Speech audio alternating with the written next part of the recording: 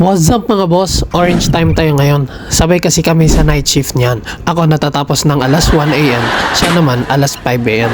Nagdadala yan siya ng orange dito talaga. Araw-araw. Galing yan sa taas nang hihingi siya. Yung kinakain namin orange, sobrang sarap, sobrang tamis. Pero ito ngayon, negative. Masarap naman, kaso hindi tulad nung mga nakaraang araw. Sit! So kada shift namin dito, nagdadala yan siya ng ng orange sa akin. Ito.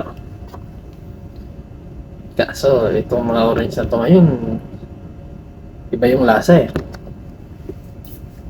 Pero yung mga previous days, magaganda. I mean, masasarap yung lasa. Ito ngayon, hindi. Pero ito, mabilis na siya balatan. Pero yung mga previous, yung mga masasarap, pagtagal, nagtitigas balatan. Yun lang. Bye. God bless. Wait.